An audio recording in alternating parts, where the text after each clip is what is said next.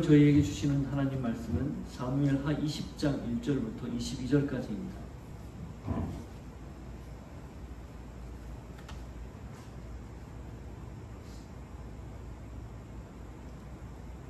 같이 읽겠습니다. 마침 거기에 불량배 하나가 있으니 그의 이름은 세바인데 베냐민 사람 비그리의 아들이었더라. 그가 나팔을 불며 이르되 우리는 다윗과 나를 분깃이었으며 이새의 아들에게서 받을 유산이 우리에게 없도다. 이스라엘아 각각 장막으로 돌아가라 하매 이에 온 이스라엘 사람들이 다윗 따르기를 그치고 올라가 비그리의 아들 세바를 따르나 유다 사람들은 그들의 왕과 합하여 요단에서 예루살렘에까지 따르니라. 다윗이 예루살렘 공궁에 이르러 전에 머물러 왕궁을 지키게 한 후궁 10명을 잡아 별실에 가두고 먹을 것만 주고 그들에게 관계하지 아니하니 그들이 죽는 날까지 갇혀서 생과고로 지내니라. 왕이 아마사에게 이르되 너는 나를 위하여 3일 내로 유다 사람을 큰 소리로 불러 모으고 너도 여기 있으라 하니라. 아마사가 유다 사람을 모으러 가더니 왕이 청한 기일에 지체된지라. 다윗이 이에 아비새에게 이르되 이제 비그리의 아들 세바가 압살롬보다 우리를 더 헤아리니 너는 내 주의 부하들을 데리고 그의 뒤를 쫓아가라. 그가 견고한 성읍에 들어가 우리들을 피할까 염려하노라 하며 요압을 따르는 자들과 그렛 사람들과 블렛 사람들과 모든 용사들이 다 아비새를 따라 비그리의 아들 세바를 뒤쫓으려고 예루살렘으로 나와 기브온 큰 바위 곁에 이름에 아마사가 맞으러 오니 그때 요압이 군복을 입고 띠를 띠고 칼집에 꽂은 칼을 허리에 맸는데 그가 나아갈 때에 칼이 빠져 떨어졌더라. 요압이 아마사에게 이르되 내 형은 평안하냐 하며 오른손으로 아마사의 수염을 잡고 그와 입을 맞추려는 채 하며 아마사가 요압의 손에 있는 칼을 주의하지 아니한지라. 요압이 칼로 그의 배를 찌르매 그의 창자가 땅에 쏟아지니 그를 다시 치지 아니하여도 죽으니라. 요압과 그의 동생 아비새가 비그리의 아들 세바를 뒤쫓을 때 요압의 청년 중 하나가 아마사 곁에 서서 이르되 요압을 좋아하는 자가 누구이며 요압을 따라 다윗을 위하는 자는 누구냐 하니 아마사가 길 가운데 피 속에 놓여 있는지라. 그 청년이 모든 백성이 서 있는 곳을 보고 아마사를 큰 길에서부터 밭으로 옮겼으나 거기에 이르는 자도 다 멈추어 서는 것을 보고 옷을 그 위에 덮으니라. 아마사를 큰 길에서 옮겨가매 사람들이 다 요압을 따라 비그리의 아들 세바를 쫓아가니라. 세바가 이스라엘 모든 지파 가운데 두루 다녀서 아벨과 벤마아가와 베림 온 땅에 이르니 그 무리가 다 모여 그를 따르더라. 이에 그들이 벤마아가 아벨로 가서 세바를 애우고 그 성읍을 향한 지역 언덕 위에 토성을 쌓고 요압과 함께한 모든 백성이 성벽을 쳐서 헐고자 하더니 그 성읍에서 지혜로운 여인 한 사람이 외쳐 이르되 들을지어다 들을지어다 청하건대 너희는 요압에게 이르기를 이리로 가까이 오라. 내가 내게 말하려 하노라 한다 하나. 요압이 그 여인에게 가까이 가니 여인이 이르되 당신이 요압이니까 하니 대답하되 그러하다 하니라. 여인이 그에게 이르되 여종의 말을 들으소서 하니 대답하되 내가 들으리라 하니라. 여인이 말하여 이르되 옛 사람들이 흔히 말하기를 아벨에서 가서 물을 것이라 하고 그 일을 끝내었었나이다. 나는 이스라엘의 화평하고 충성된 자 중 하나이거늘 당신이 이스라엘 가운데 어머니 같은 성을 멸하고자 하시는도다. 어찌하여 당신이 여호와의 기업을 삼키고자 하시나이까 하니 요압이 대답하여 이르되 결단코 그렇지 아니하다. 결단코 그렇지 아니하다. 삼키거나 멸하거나 하려 함이 아니니 그 일이 그러한 것이 아니니라. 에브라임 산지 사람 비그리의 아들 그의 이름을 세바라 하는 자가 손을 들어 왕 다윗을 대적하였나니 너희가 그만 내주면 내가 이 성벽에서 떠나가리라 하니라. 여인이 요압에게 이르되 그의 머리를 성벽에서 당신에게 내어 던지리라 하고 이에 여인이 그의 지혜를 가지고 모든 백성에게 나아가매 그들이 비그리의 아들 세바의 머리를 베어 요압에게 던진지라. 이에 요압이 나팔을 불매 무리가 흩어져 성읍에서 물러나 각기 장막으로 돌아가고 요압은 예루살렘으로 돌아와 왕에게 나아가니라. 하나님, 오늘도 말씀 앞에서 하나님의 음성 듣기를 원합니다.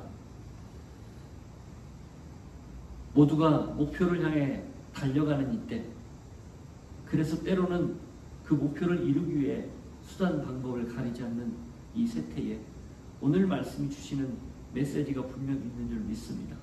듣게 하시고 듣고 깨닫고 또 그렇게 살기를 결정하는 귀한 시간이 되게 하옵소서. 예수 그리스도 이름으로 기도합니다. 아멘. 목적이 지나치게 분명하다 보면 필요 이상의 힘을 쓴다든지 무리해서 그 목적을 추진한다든지 하는 경우가 왕왕 있습니다. 그러면서 목적을 이루기 위해 수단은 어떻게 하든 크게 상관하지 않는 그런 모습을 보이죠. 과정에서 일어나는 모든 일은 목적을 위해 정당화하는 것입니다. 문제는 그 과정에서 크고 작은 문제들이 발생한다는 데 있습니다. 그게 그다지 큰 문제가 안 되는 경우도 있지만 어떤 때는 너무 큰 문제, 심지어는 사람의 목숨이 왔다 갔다 하는 그런 문제를 야기시킬 때도 있다는 거죠. 그게 이 목적을 위해 수단을 정당화시키는 그런 논리 속에 숨어있는 심각성입니다.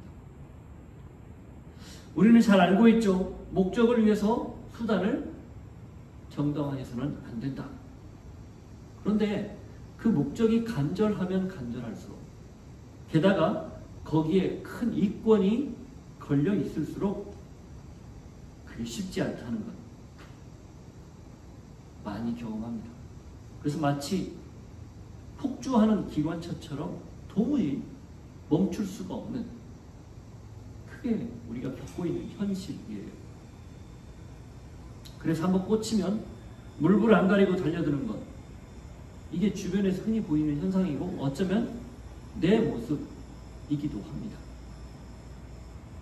오늘 본문을 보면 이 목적을 위해서 폭주하는 여러 부류의 사람, 세 사람이죠. 등장합니다.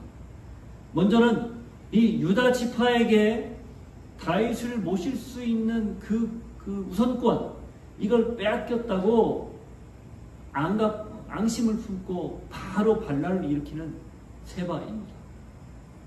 그 다음은 그걸 진압하겠다고 절차나 또 그리고 그동안 해왔던 여러 가지 그 다윗 정부 안에 있었던 위계, 이런 것들을 무시하고 한 사람을 세워서 그걸 내몰듯이 진압을 시도하는 다윗. 그리고 옳거니 잘됐다, 이걸 기회 삼아서 내 잃어버린 지위를 되찾자, 그런 생각을 하고 사람을 죽이는 걸 서슴지 않는 건 물론이거니와 이 세바를 잡기 위해서 한 성읍을 완전히 제거해버리려고 달려드는 요압. 이게 오늘 본문에 등장하는 폭주하는 기관차 같은 모습을 지닌 세 사람의 인물 군상입니다. 그런데 반면 오늘 본문은 사실 이게 하이라이트가 아니에요. 그 뒤에 나오는 무명의 한 여인, 이 여인이 이렇게 폭주하는, 그것도 가장 강력하게 폭주하는 요압을 지혜로운 말로 설득해서 그걸 가라앉혀 더 큰 사단이 일어나는 걸 막은 이 현명한 여인에게 집중되어 있습니다. 그래서 오늘 제목이 폭주를 멎게 하는 지혜예요. 따라서 오늘 우리가 이 땅을 살면서 어떻게 남들만 폭주하지 않고 나도 역시 그렇게 달려가는, 물불 안 가리고 덤벼드는 그런 성향들이 있는데 그걸 어떻게 하나님 말씀으로 잘 캄다운, 잘 내려놓고 그리고 하나님 뜻대로 살 수 있을 건지를 좀 생각을 해보려고 합니다. 자, 지난 시간에 유다 지파와 나머지 지파가 갈등하는 모습을 봤죠. 마지막 절에 거기 19장 43절을 한번 다시 볼까요? 이스라엘 사람이 유다 사람에게 대답하여 이르되 우리는 왕에 대하여 열목을 가졌으니 다윗에게 대하여 너희보다 더욱 관계가 있거늘 너희가 어찌 우리를 멸시하여 우리 왕을 모셔오는 일에 먼저 우리와 의논하지 아니하였느냐 하나 유다 사람의 말이 이스라엘 사람의 말보다 더 강경하였더라. 이 갈등, 서로 우리가 먼저 모시겠다, 다윗이 다시 환궁하고 재등극할 때에 이 모셔서면 아무래도 여러 가지로 유익이 있겠죠. 그래서 그걸 앞다퉈 다투다가 열목이나 가지고 있었던, 수적으로도 아주 우월했던 이 이스라엘 지파, 10지파가 유다 한 지파에게 밀려서, 힘에 밀려서, 그리고 이 주장하는 그 강도에 밀려서 지금 빼앗긴 거예요. 그 빼앗긴 때에 어떻게 합니까? 안갚음, 복수심이 생긴 거예요. 사실은 장수가 19장, 20장으로 나뉘어 있지만 내용상으로는 43절과 20장 1, 2절이 자연스럽게 연결되어 있는 거예요. 그걸 보고 세바가 반응하는 거죠. 1절, 2절 보십시오. 마침 거기에 불량배 하나가 있으니 그의 이름은 세바인데 베냐민 사람 비그리의 아들이었더라. 그가 나팔을 불며 이르되 우리는 다윗과 나눌 분깃이 없으며 이새의 아들에게서 받을 유산이 우리에게 없도다. 이스라엘아 각각 장막으로 돌아가라 하며 이에 온 이스라엘 사람들이 다윗 따르기를 그치고 올라가 비그리의 아들 세바를 따르나 유다 사람들은 그들의 왕과 합하여 요단에서 예루살렘까지 따르니라. 거기 맨 마지막 유다 사람들은 요단에서 예루살렘까지 왔다. 지금 환궁하는 과정 중에 반란이 자기들의 자기 뜻이 관철되지 않았다고 일어난 상황이라는 거예요. 세바에 대한 설명 20장 1절 보세요. 마침 거기에 불량배 하나가 있으니 이렇게 되죠. 때마침 그 자리에 그러니까 왕을 모셔서겠다고 온 그런 무리에 이스라엘 지파, 그러니까 북왕국이 되는 나중에 그 지파들이죠. 그 사람 중에 세바라는 사람이 있었는데 그 사람에 대한 평가, 설명이 뭐예요? 불량배입니다. 불량배. 이 불량배는 원어를 보면요, 벨리알이라고 되어 있어요. 벨리알. 벨리알 들어보지 않았습니까? 고린도후서 6장 15절에 보면 그리스도와 벨리알이 같이 할 수 없다. 이 말을 쓸 때 했던 바울이 썼던 말이죠. 고 벨리알이에요. 이 사무엘서에서는 어떤 사람들한테 썼냐면 엘리 제사장의 아들들, 그들이 패역한 사람들이었잖아요. 그들을 설명할 때 불량배들이라고 표현했어요. 사울이 취임할 때 그 취임을 반대한 사람들, 저 작은 지파에 무명의 저 사람이 외모만 그럴싸하지 뭐 할 수 있는 게 뭐가 있어 하고 반대한 사람들, 그가 불량배로 표현이 돼요. 다윗이 광야 생활할 때 도움을 청했는데 그걸 거절했던 부자, 어리석은 사람 누구죠? 나반. 그 나반을 설명할 때도 불량배라고 얘기했어요. 그리고 또 하나가 있어요. 다윗이 나중에 이 아말렉을 무찌르고 전리품을 취하고 올 때 전리품을 전쟁에 참여한 사람이나 지킨 사람하고 반반씩 나누기로 했었죠. 그럴 때 그걸 달라들어서 안 된다라고 따져 물었던, 반대했던 사람들, 그 사람들 표현할 때도 불량배라고 했어요. 근데 이 불량배라는 말 속에 담겨있는 뉘앙스가 딱 정해져 있는 거예요. 이기적이고 자기 욕심만 챙기고 자기만 중요한 사람들, 그리고 사람들을 전혀 배려하지 않는 그런 사람을 통칭할 때, 이야기할 때 이 불량배라는 말을 썼다는 거예요. 사무엘 기자가 세바를 한마디로 딱 단정해버린 겁니다. 그는 지극히 자기 본위적, 자기중심적 사람이고 그것이 자기 뜻을 관철하지 못한 것 때문에, 그것이 자기의 주장이 상대방에 의해 받아들이지 않은 것 때문에 폭주하게 하는 원인이 되었다, 그 말입니다.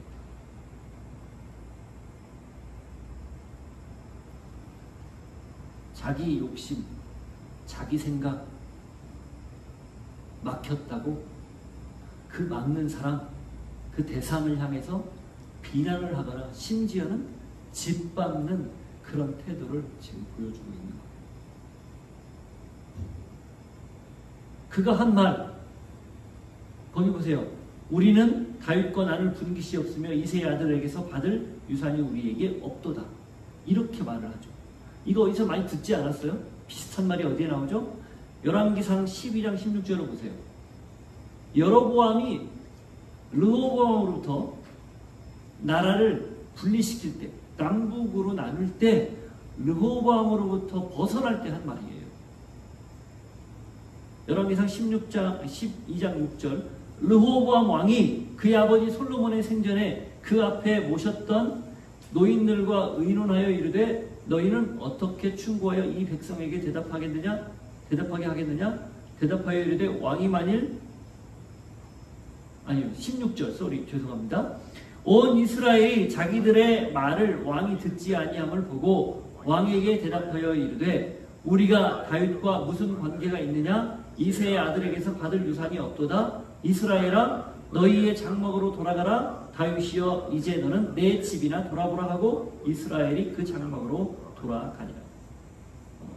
이 르호보암이 솔로몬 때보다 더 많은 노역을 시키겠다라고 그렇게 결정을 내리자 그 말을 듣고 여로보암을 비롯한 10지파가 지금 독립해서 나가는데 이 여로보암이 하는 말이에요. 우리가 다윗과 무슨 관계가 있느냐? 이새의 아들에게서 받을 유산이 없다. 똑같죠? 지금 세바가 그 이야기를 하는 거예요. 이걸로 비추어 볼 때 당시 남북이 통일되어 있는 12지파가 하나의 연합체로 왕국을 형성하고 있었지만 갈등의 소지가 여전히 있었다는 거예요. 왕이란 따라서 그런 모든 것들을 알고 정확하게 서로 공평하게 안배하고 하는 이런 지혜로운 결정과 또 그런 정책이 필요한 상황이었다는 것을 짐작할 수 있죠.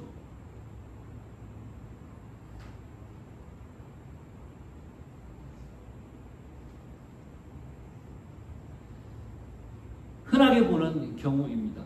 자기의 주장이 먹히지 않았다고 뜻이 꺾였다고 반대를 위한 반대를 하거나 심지어 상대를 짓밟는 경우가 있죠. 뜻이 꺾일 땐 그만한 이유가 분명히 있습니다. 주장이 먹혀들지 않을 때도 그럴 만한 이유가 있는 거예요. 그럴 때 우리는 때로는 걸음을 멈추고 삶을 복귀해야 합니다. 하나님이 허락한 기회이기 때문에 그렇습니다. 복주하는 대신 멈추고 복귀해보는 것. 그래야 내 욕심을 채우려는 욕망에서 벗어날 수 있기 때문입니다. 그래서 역설적이지만 박탈 혹은 멈춤 혹은 좌절이 복이 된다는 거예요. 왜? 나도 모르는, 그래서 나도 모르게 앞만 보고 달려가는 그런 잘못된 모습이 내 안에 있을 수 있기 때문에 그렇습니다. 어쨌든 우리는 이 세바가 반란을 일으키는 과정을 보면서 이것이 보통 세상에서 선택하는 결정이지만 그게 그렇게 아름답지도 못하고 옳지도 않다는 걸 다시 확인을 하는 셈입니다. 자, 그렇게 해서 다윗이 환궁을 했습니다. 환궁한 뒤에 어떤 조치를 내리나요? 궁을 지키라고 남겨졌던 후궁 10명. 이 후궁 10명은 백주에 아히도벨의 계략으로 압살롬이 동침을 했던, 그래서 수모를 겪어야 했던, 그때 당시 고대 근동의 왕들은 한 왕이 다른 왕을 정복하면 그 왕의 가족들을 이렇게 강제로 추행을 해서 내가 정복 군주다, 정복자다 라는 것을 밝히는 의식을 했다고 했지 않습니까? 거기에 대한 조치를 내립니다. 3절, 다윗이 예루살렘 본궁에 이르러 전에 머물러 왕궁을 지키게 한 후궁 10명을 잡아 별실에 가두고 먹을 것만 주고 그들에게 관계하지 아니하니 그들이 죽는 날까지 갇혀서 생과부로 지내니라. 이게 하나님의 징계의 한 일환이었기 때문에 그들을 내치지 않습니다. 별실에 가두고 대신 관계하지 않고 그리고 먹을 것만 주면서 평생 생과부로 지내게 합니다. 아마 그리고 이게 다윗에게 두고 나머지 세계에 다윗을 바른 길로 갈 수 있도록 하는 그런 일종의 자극제가 되지 않았을까 하는 거죠. 자, 그렇게 해서 일단 나이 들어와서 황궁에서 그런 조치를 취하는데, 그리고 바로 이어서 사실은 이 2절과 4절은 연결되는 구절로 보고 3절이 삽입됐다라고 보면 되죠.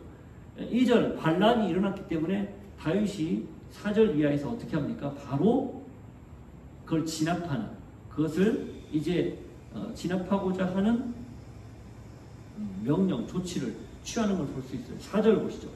왕이 아마사에게 이르되 너는 나를 위하여 3일 내로 유다 사람을 큰 소리로 불러 모으고 너도 여기 있으라 하니라. 다윗이 무슨 조치를 내린 거예요? 아마사에게 군대 동원령을 내리고 사람을 모으라 명령한 겁니다. 이미 요압을 경질했죠. 그래서 아마사를 군대 장관으로 삼았습니다. 19장 13절 보세요.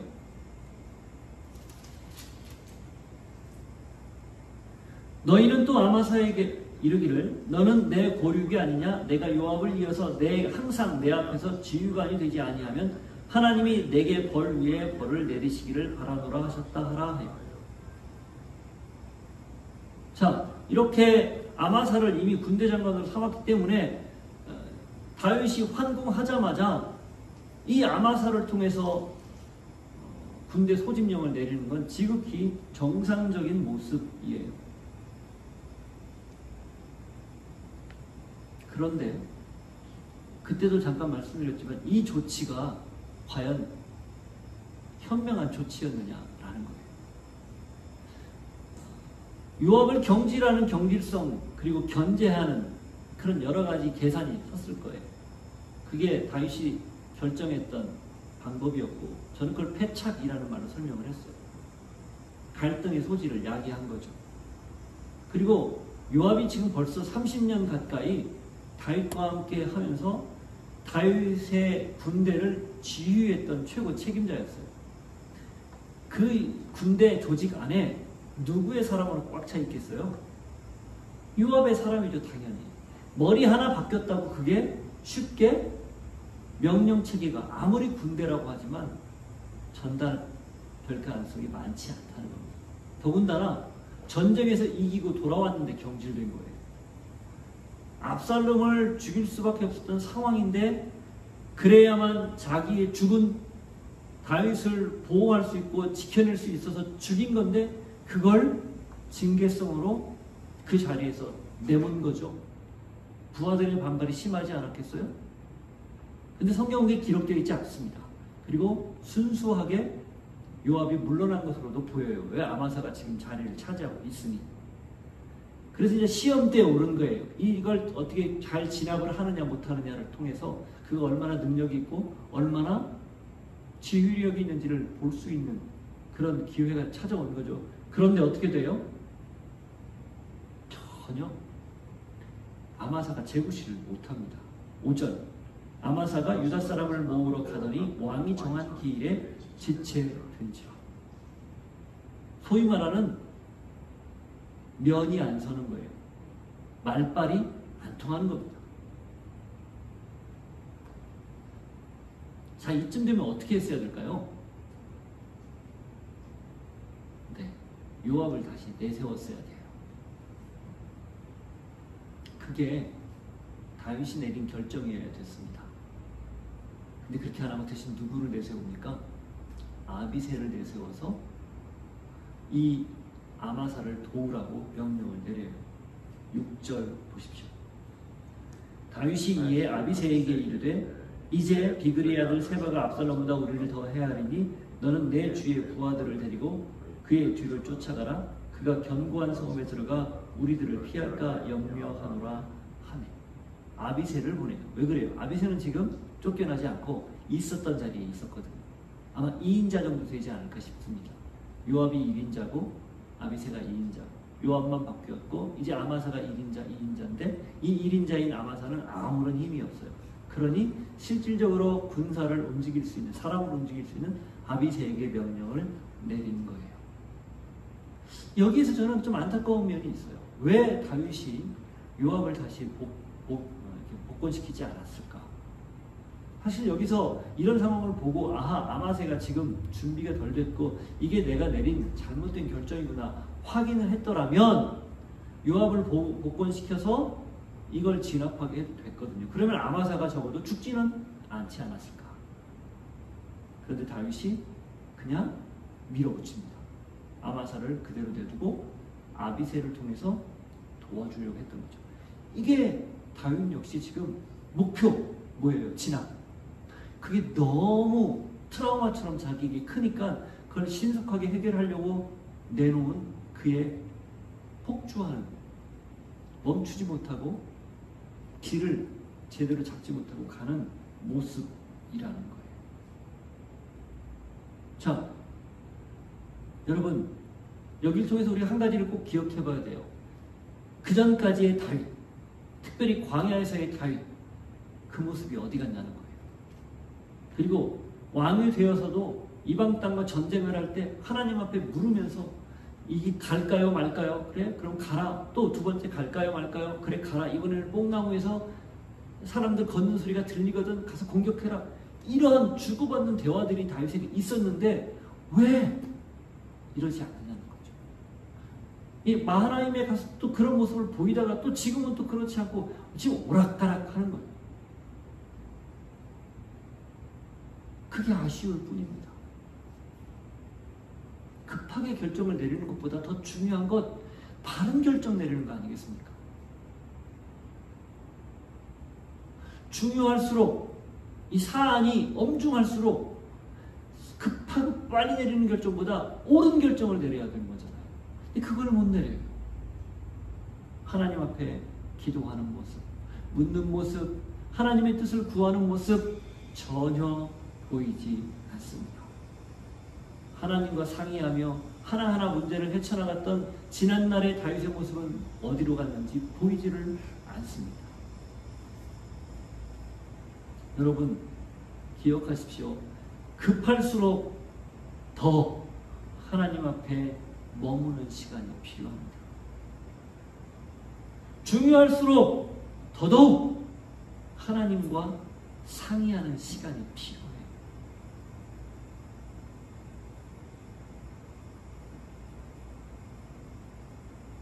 그래서 시간에 쫓긴다고 그리고 어떤 상황에 내몰린다고 그렇게 쉽게 결정하지 않는 것, 그게 오히려 그리스도인 우리에게 필요한 지혜라는 것 여러분이 잊지 않기를 바라요. 세바는 자기의 뜻이 꺾였다고, 자기의 주장이 꺾였다고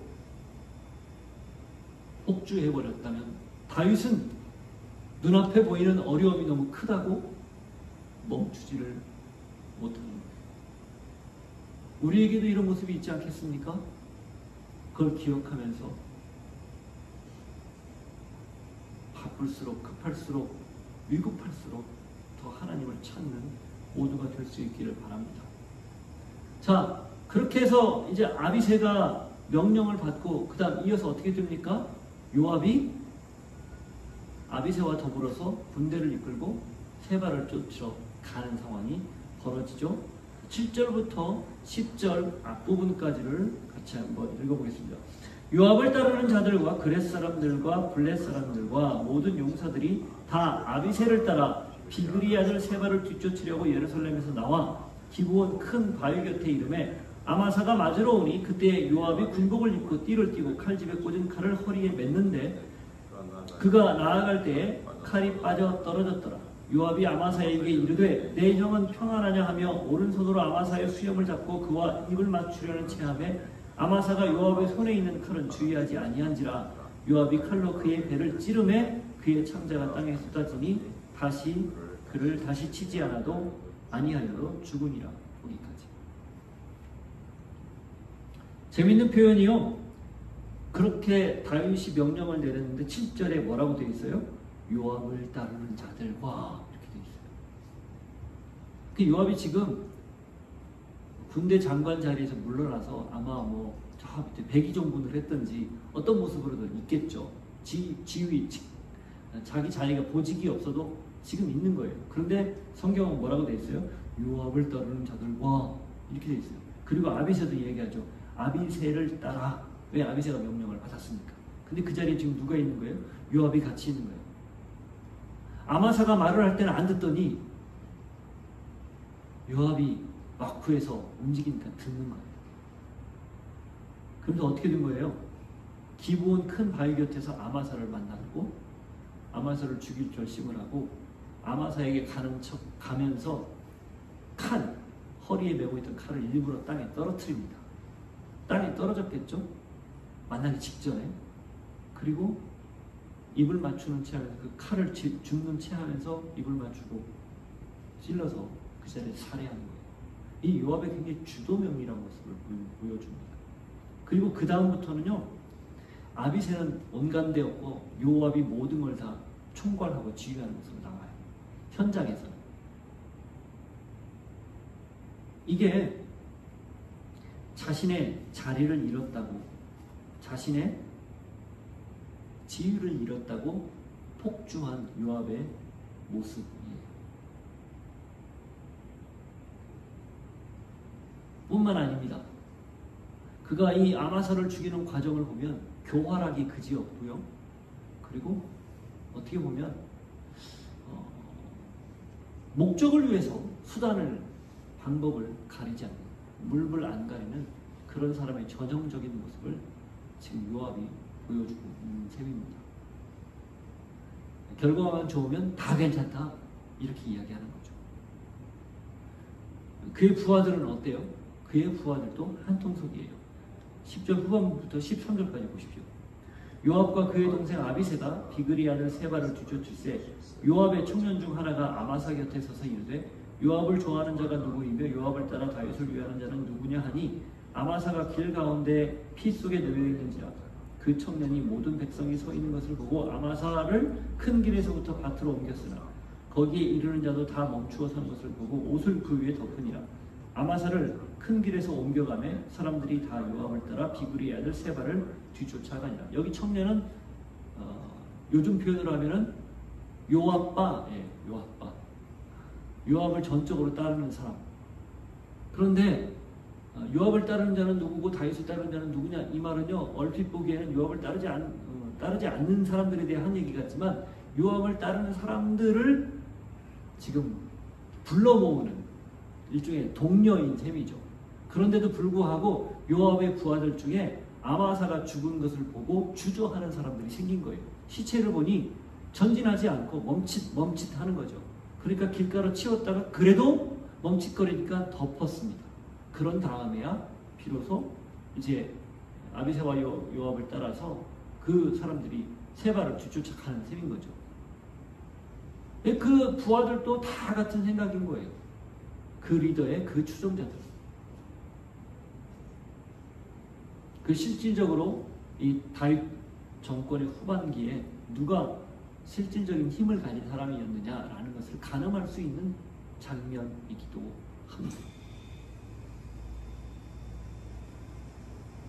자리를 빼앗기면 안가품하는 모습, 마치 새끼를 빼앗긴 곰 같은 난폭한 모습, 그게 요압의 모습이고 혹 우리의 모습이기도 합니다. 자리에 연연하고 권력에 연연하고 돈에 연연하고 욕망에 연연하는 것. 그러니 그걸 빼앗겠다고 생각하면 그 순간 폭주하는 거예요.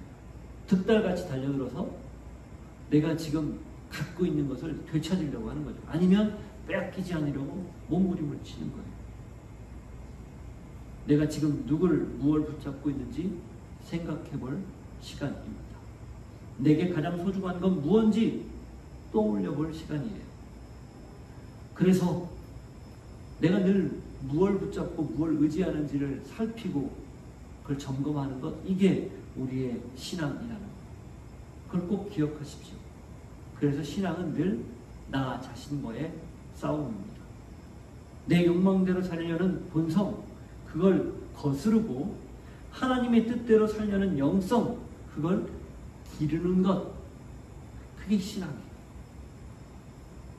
요압은 그게 평생 다윗과 함께하며 다윗과 함께하는 하나님을 직간접적으로 경험했음에도 하나도 변하지 않았습니다.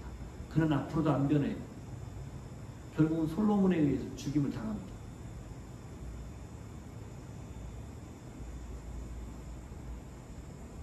우리 역시 교회를 오래 다녔다, 신앙생활 오래 했다라고 변해간다? 아니요. 스스로와 늘 이런 싸움을 하지 않으면, 그래서 욕망을 거스르기를 결정하지 않으면, 그래서 나의 영성을 길러내기로 그렇게 결정하지 않으면 우리도 유업과 별반 다를 것 없는 사람들이 된다는 겁니다. 자, 그렇게 해서 일단 자기가 원했던 첫 번째 목표는 요압이 이루었어요. 아마사 제거죠. 자, 그 다음 어떻게 됩니까? 이제는 거칠 게 없습니다. 득달같이 세바를 뒤쫓기 시작하는 거죠. 그리고 그 과정에서 세바가 새를 모아서 피해 들어갔던 한 성읍을 에워싸고 멸망시키려고 합니다. 14절, 15절. 세바가 이스라엘 모든 지파 가운데 두루 다녀서 아벨과 벳마아가와 베림 온 땅에 이르니 그 무리가 다 모여 그를 따르더라. 이에 그들이 벳마아가 베델로 가서 세바를 에우고 그 성읍을 향한 지역 언덕 위에 토성을 쌓고 요압과 함께한 모든 백성이 성벽을 쳐서 헐고자 하더니 14절은 세바가 새를 모아서 이 아벨이라는 아벨, 벳마아가, 베림 이제 북쪽 지역 갈릴리 쪽 북쪽에 있는 지명들이거든요. 거기 있는 사람들의 새를 모아서 아벨이라는 성읍으로 지금 일단 들어간 거예요. 거기를 거점으로 삼으려고 했던 것 같아요. 그 말을 듣고 16, 15절에 여기서 그들은 요압과 그의 군사들입니다. 가서 그 성을 에워쌉니다. 토성을 쌓아요. 성과 같은 높이로 성과 외부를 쌓는 거죠. 그게 옛날에 썼던 공성전 중에 하나의 방법이었잖아요. 그렇게 쌓고 이제 공격할 태세를 하는 거예요. 그런 시간이 그런 것들을 결정하고 준비를 하고 있었던 거죠. 어떻게 하려고 한 거예요? 이거 다 제거하려고 성까지 전부 이 반란한 성읍이라고 판단하고 없애려고 했던 겁니다. 거칠 게 없는 겁니다. 무자비한 사람이라는 걸 보여주는 거죠. 세바는 물론이거니와 세바에 동조한 사람들 그리고 아벨 성읍 사람들까지 다 없애려는 계획을 세운 거예요. 어떤 자비도 어떤 여지도 남기지 않습니다. 오로지 자기가 세운 목표, 다윗의 명령, 진압, 제거 여기에만 관심을 쏟는 거죠. 이 요압 같은 인간이 요즘 너무 많죠. 그리고 실제로는 우대를 받는 것도 사실입니다. 어쨌든 해내니까 어쨌든 목표를 눈앞에 딱 결과물로 가져오니까. 그런데 요즘 이 우리 사회가 성숙하면서 진통을 겪고 있지 않습니까? 그렇게 성장 위주, 목표 위주로 달려갔던 지난날의 그런 삶의 모습들이 도리어 발목을 잡고 그때는 그게 다 정당화되고 이해가 되는 거였지만 지금은 그걸 용납하지 않는 세태로 바뀌고 있지 않습니까? 저는 사회가 성장하는 과정이라고 보고 성숙하는 과정이라고 봐요.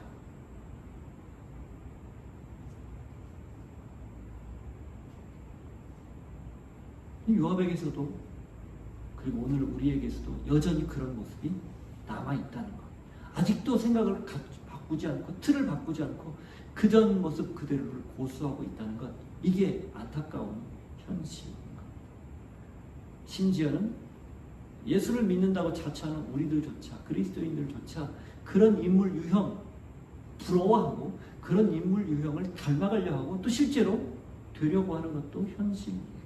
더 능력 있어 보이고 더 많은 보상을 받고 더 높은 지위에 올라가니 그렇게 부른 거죠.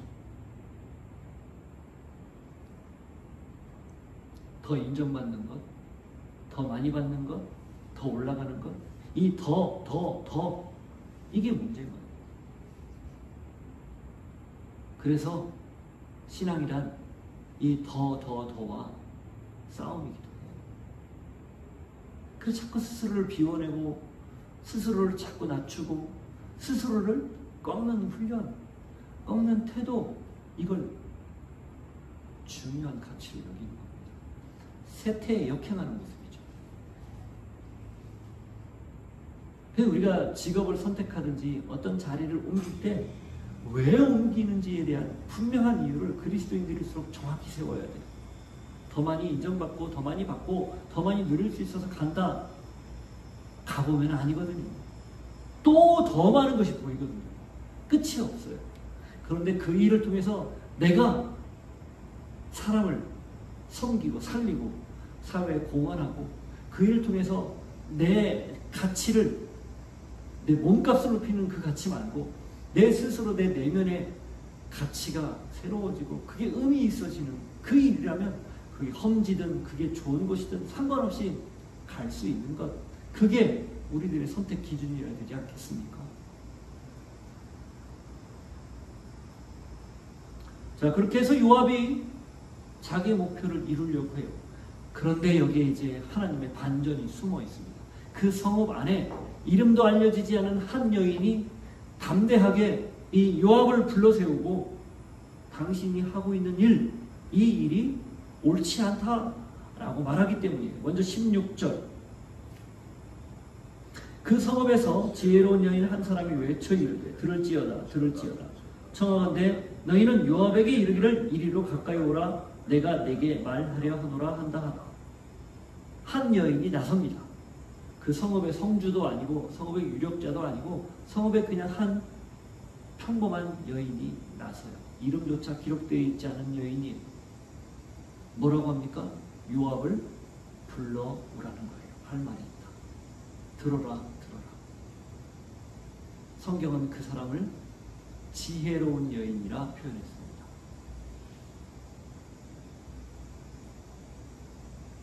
어찌 보면 이 나발의 폭주를 막았었던 아비가일 기억나시죠?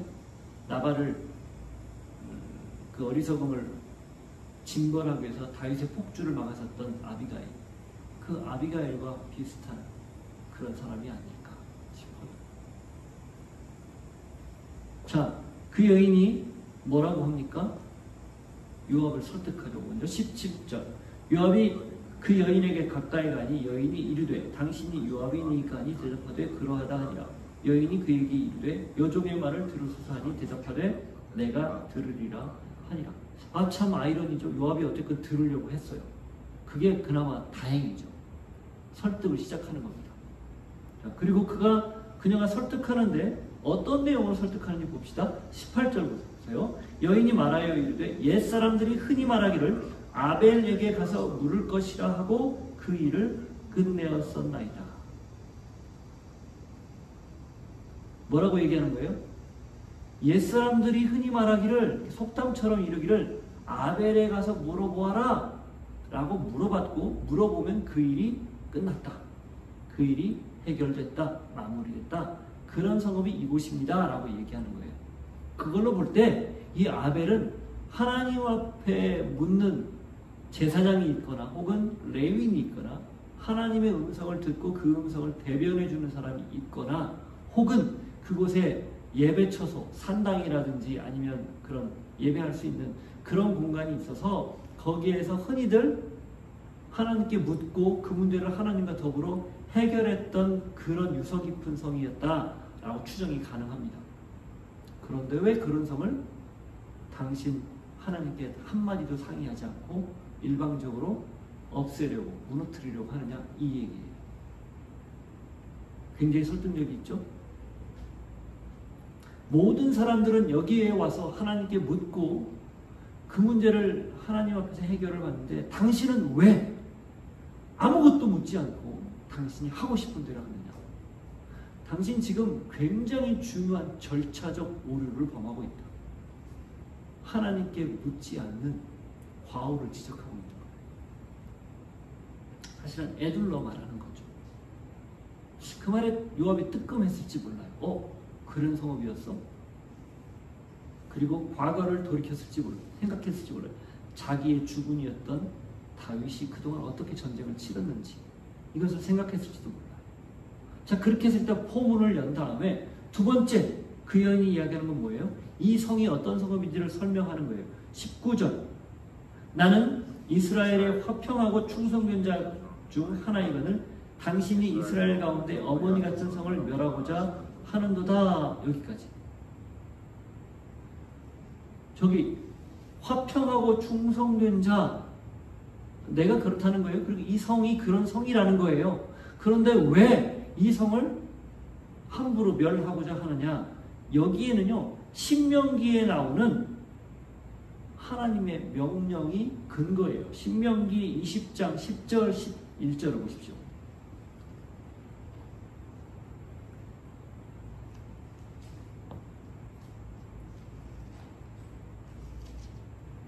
이스라엘 모세를 통해서 이방인들과 싸우러 갔을 때 성을 함락하려고 할 때 그때 이런 절차를 꼭 지켜라 라고 말한 거예요. 10절 11절.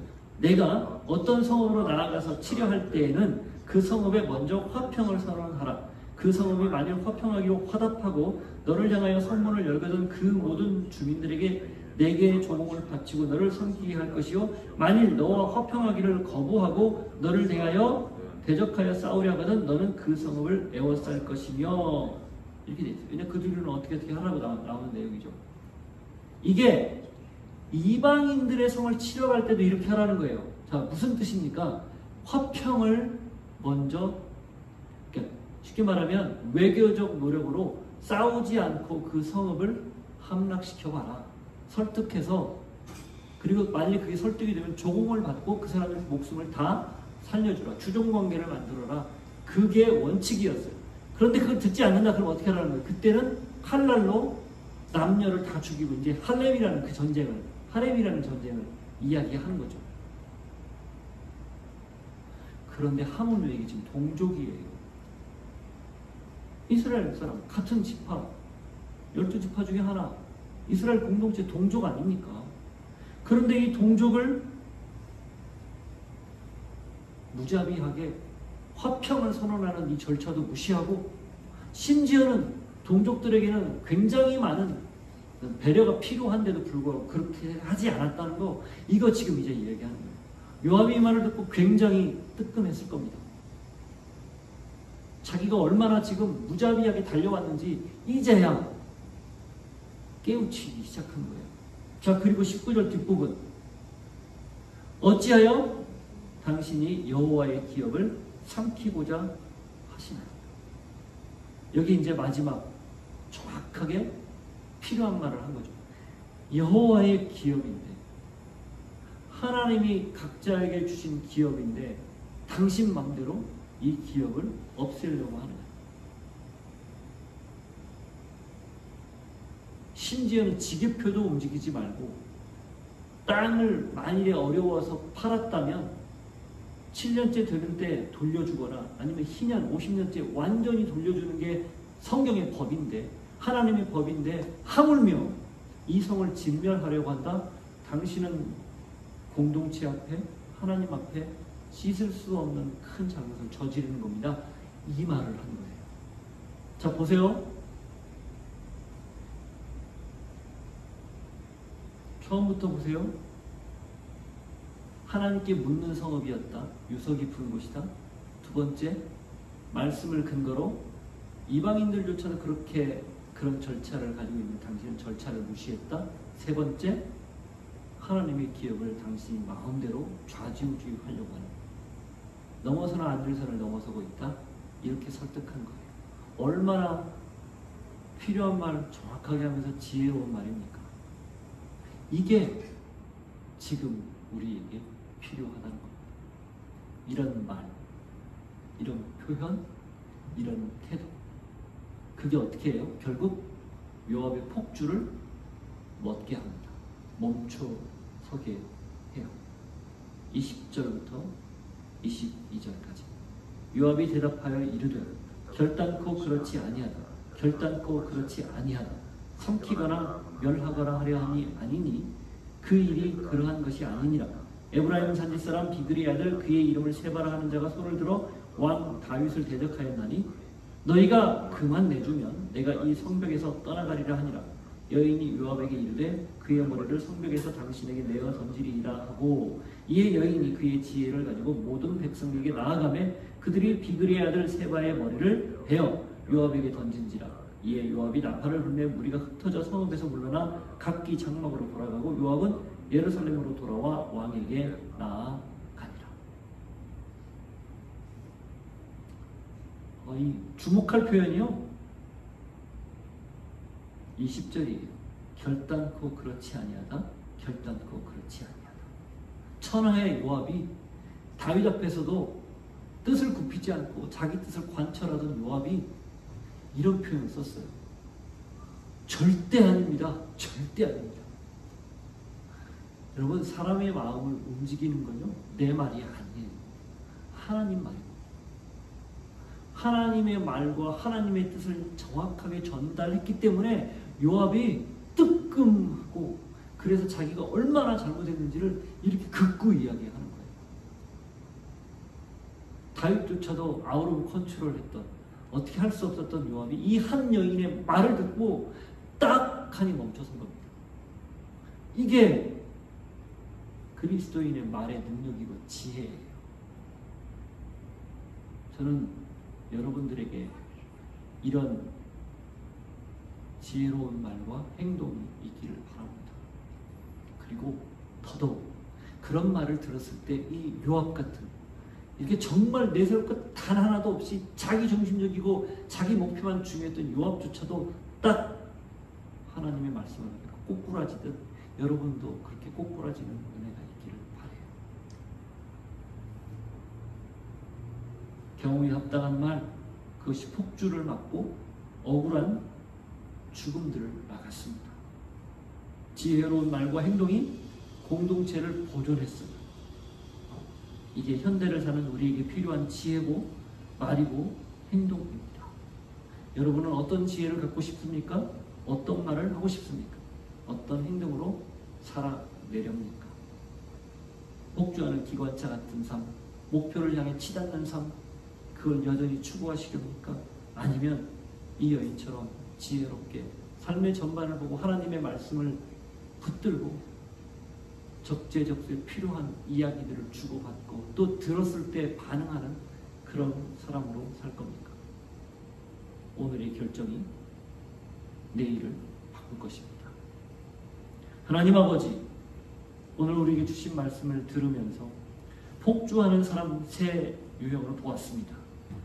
자기의 주장이 꺾였다고, 또 눈앞에 엄청난 위험 요소가 급박한 상황이 닥쳤다고, 자기의 자리를 빼앗겼다고, 그걸 되찾고 그걸 관철하고 그걸 해결하기 위해서 달려가는 사람을 보았습니다. 반면 지혜로운 여인도 보았습니다.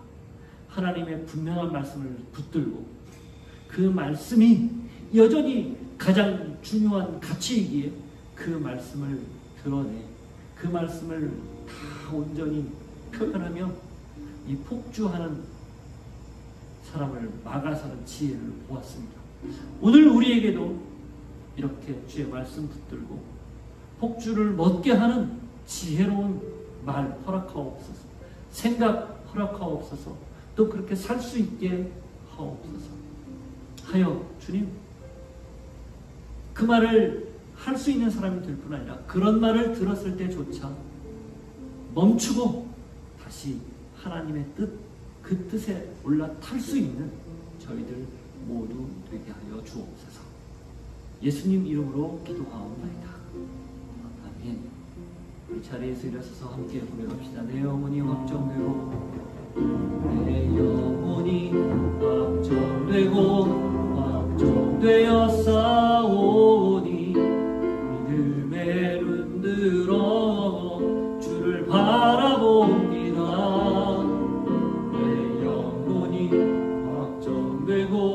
확정되어 싸우니 믿음에 눈들어 주를 바라봅니다. 우리의 영혼이 그렇게 주의 말씀만 듣기로, 주의 지혜로운 음성을 들었을 때 그 뜻에 따르기로 다시 결정합니다. 주님, 그랬을 때 오늘 이 결정이 내일을 새롭게 바꾸고 달라진 모습으로 살아갈 수 있도록 복을 허락하옵소서. 우리가 그런 입술 되게 하시고 그런 귀 되게 하여 주옵소서. 주님이 그렇게 주신 은혜를 기억하고 우리의 물질과 시간과 재능을 구별하여 드리오니 받으시고 마음껏 사용하여 주옵소서. 지금은 예수 그리스도의 은혜와 하나님 아버지의 사랑과 성령님의 교통하심이 지혜로운 말로 한없이 내 방향으로, 내 생각으로, 내 중심으로 치닫는, 그리고 그것 때문에 내 목표를 이루기 위해 폭주하는 기관차처럼 달려가는 그 인생, 이제 더 이상 하지 않고 가지 않고 멈추어 하나님을 바라보기로, 하나님의 뜻대로 살기로 결단합니다. 고백하는 주의 백성들 머리 위에 삶의 자리에 이제로부터 영원토록 함께 하시기를 간절히 축원하옵나이다. 아멘.